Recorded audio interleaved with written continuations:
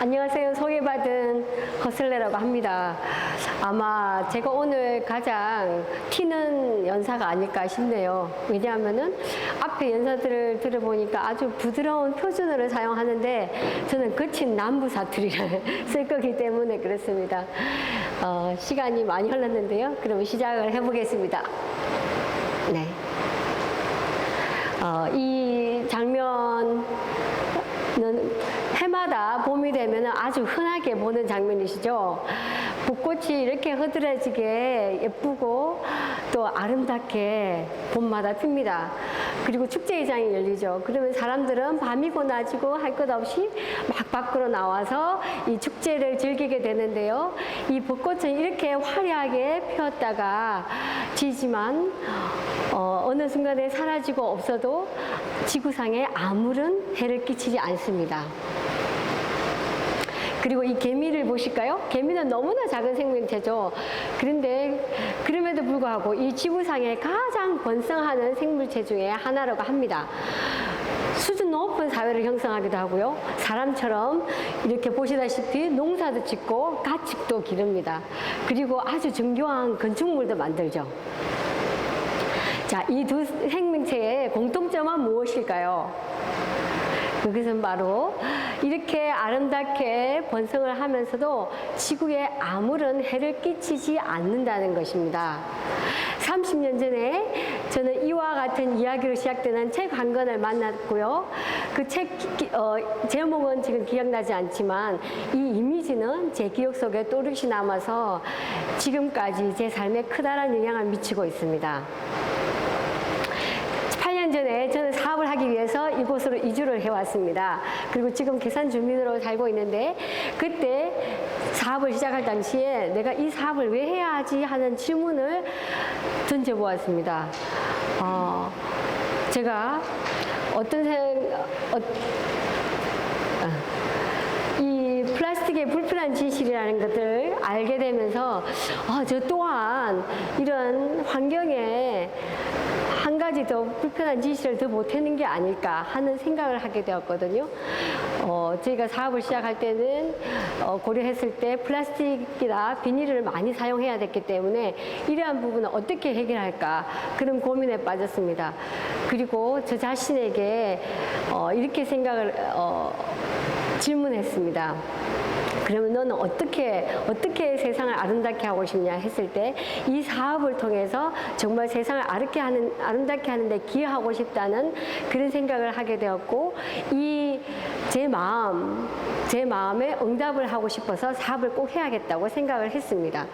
여기 보시는 것처럼 우리가 늘 보지만 아무리 우리가 재활용을 열심히 해도 재활용되는 비율은 얼마 되지 않습니다. 그리고 이 자연으로 흘러간 플라스틱 쓰레기들은 바다에 쓰레기산을 만들기도 하고요. 또한 이 플라스틱을 먹이라고 먹은 물고기나 새들은 죽게 됩니다. 그리고 우리 사람은 잘 모르시겠지만 물, 음식, 공기를 통해서 일주일에 플라스틱 신용카드 한 장 분량의 플라스틱을 섭취한다고 합니다. 놀라운 사실이죠. 저는 이러한 사실들을 알기 때문에 어떠한 원부 재료를 선택할 때 많은 고민을 하지 않을 수 없었습니다.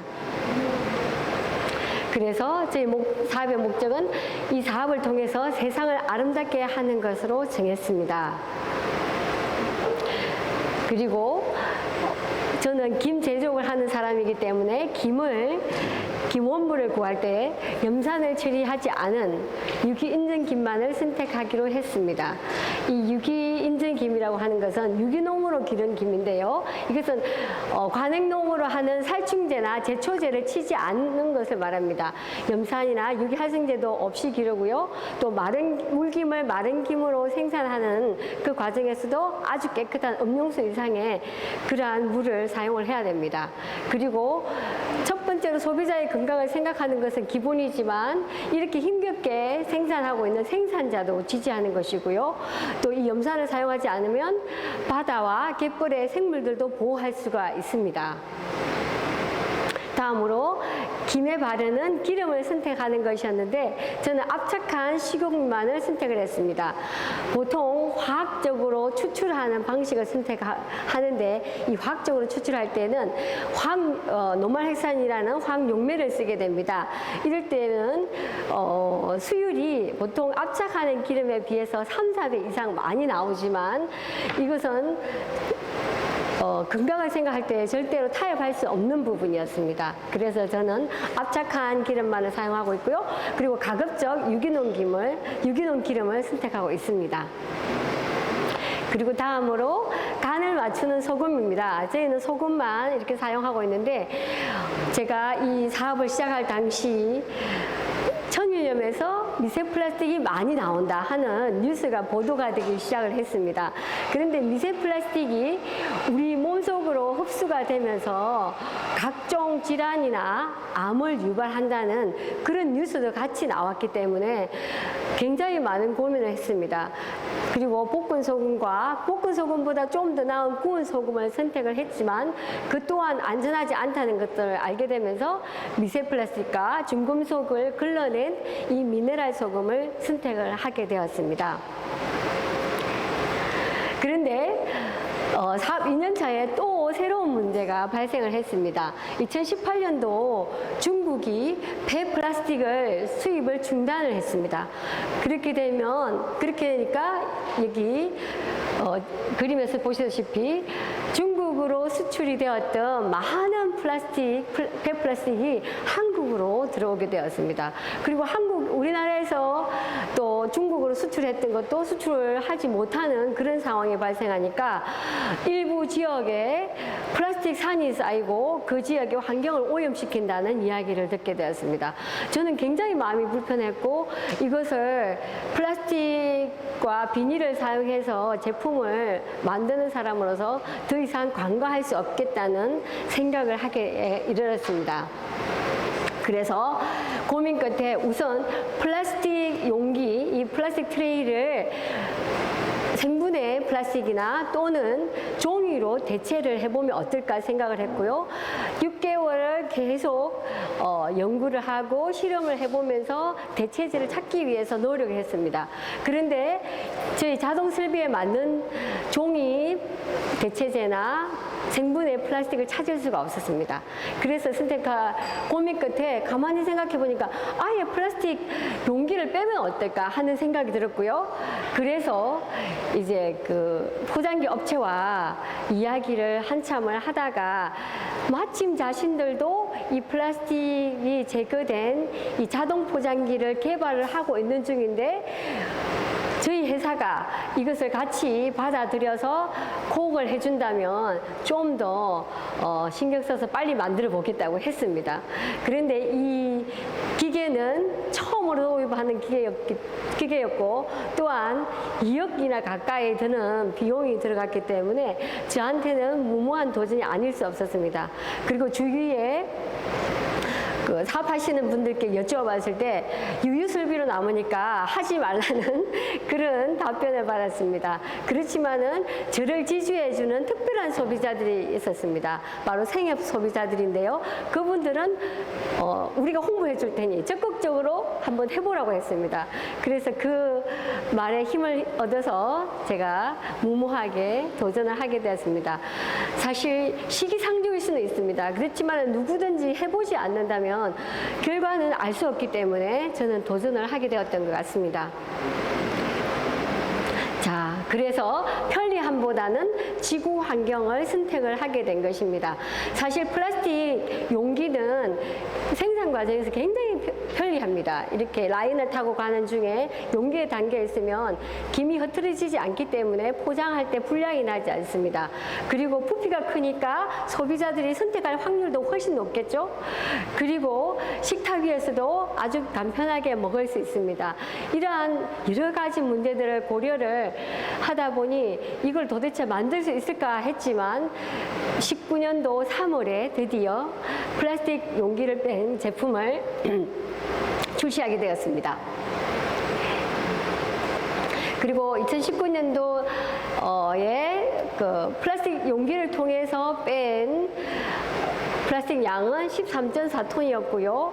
그리고 플라스틱 손잡이에서 플라스틱 뺀 양은 0.4톤이었습니다. 사실 이것이 큰 양은 아닙니다. 그렇지만 환경부 장관상을 제가 2020년도 받게 되었는데요. 어떤 분들은 그렇게 말씀을 하십니다. 이것이 플라스틱 트레이를 뺀 것이 저희 회사가 처음은 아니지 않냐. 맞습니다. 그렇지만은 저희가 환경부 장관상을 받게 된 것은 목적이 분명했기 때문이고요. 이것을 단순히 구색 맞추기로 그치는 것이 아니라 이거 플라스틱 트레이를 모든 제품에서 다 빼기로 결심을 했기 때문에 아예 이 설비 자체를 없애버렸습니다. 그래서 자연스럽게 상이 따라왔다고 생각합니다. 자, 2020년 5월 15일까지 뺀 양은 17톤이었고요. 그리고 작년 말까지 플라스틱 감소 양을 계산을 해봤을 때 1톤 트럭에 100대니까 100톤이죠. 그리고 이 플라스틱 용기를 줄을 세웠을 때는 서울에서 인도까지의 거리가 되었습니다. 사실 저희 기업은 굉장히 작은 기업입니다. 그렇지만 저희의 노력으로 이런 결과를 만들었을 때 모두 함께 노력한다면 정말 큰 결과를 만들어낼 수 있지 않을까 하는 생각을 했습니다. 그래서 ESG 경영 기업으로 소개가 되기도 했는데요. 사실 이때까지만 해도 ESG 경영이 뭔지도 저는 모를 때였습니다. 그래서 신문과 이런 비즈니스 잡지에 대기업 총수들과 함께 소개되는 그런 시간도 있었습니다. 자, 가장 큰 성과는 무엇이었냐 하면 기업들이 저희 회사를 하나 둘씩 따라했다는 것입니다. 기업계에 1, 2위를 차지하는 기업부터 해서 작은 기업까지 거의 모든 기업들이 플라스틱 트레이를 뺀 제품을 생산하기 시작했고요. 마트에 가보면 많은 플라스틱 용기가 빠진 제품들을 볼 수가 있습니다. 그리고 다음으로 선물 세트 박스에 있는 플라스틱 손잡이를 종이로 바꾼 것인데요. 19년도 추석 무렵에 선물 세트를 만들어서 사진을 SNS에 올렸더니 한 소비자가 민원을 올렸습니다. 박스 손잡이가 플라스틱이 아니라면. 저는 이 말을 듣고 굉장히 충격을 받았어요. 아, 내가 이 생각을 못했구나. 그러면서 어떻게든지 이것을 빨리 바꿔내야겠다고 생각을 했고요. 박스 업체에 제가 원하는 디자인을 의뢰를 했습니다. 그랬을 때 박스 업체는 그런 디자인은 만들 수가 없다는 답변을 주었습니다. 그래서 저는 답은 현장에 있다. 그렇게 생각을 했습니다. 그리고 가만히 생각했을 때 이 제품을 어쩌면 만들 수도 있겠다는 아이디어가 떠올랐어요. 그래서 제가 스스로 디자인을 하고 만들어서 이렇게 해보았을 때 정말 이런 힘이 있고 제 제품이 또 힘이 있기 때문에 가볍기 때문에 충분히 가능하다는 그런 확신이 들어서 이 디자인을 박스 업체에 보냈습니다. 그랬더니 박스 업체는 저희 아이디어를 조금 더 정교하게 만들어서 특허를 4개나 받았다고 합니다. 그리고 지금 저는 공동개발자로서 이 제품만큼은 50% 할인된 가격으로 받고 있습니다. 그리고 저희 회사는 세상을 아름답게 하는 이 목적을 수행하기 위해서 계속해서 뭔가 시도를 하고 있습니다. 비닐 봉투를 종이 봉투로 만든다든지, 그리고 생분해 비닐, 정말로 상용화할 수 있는 비닐이 없는지 찾아가면서 테스트를 해보고 있습니다.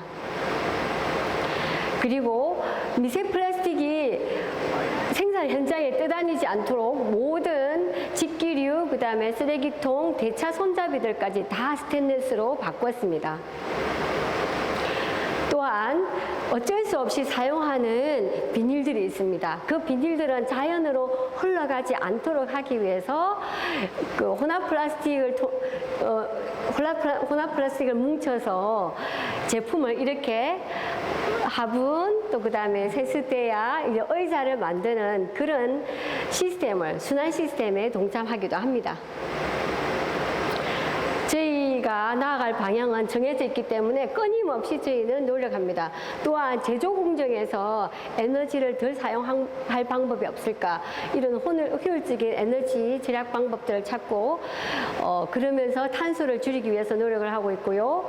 그렇지만 저희 회사는 작은 이런 혁신을 통해서 매해 성장을 거듭하고 있습니다. 자, 올해 또 한 가지 추진하고 있는 것이 있습니다. 바로 공정무역을 통해서 들어온 원재료로 제품을 만드는 것인데요.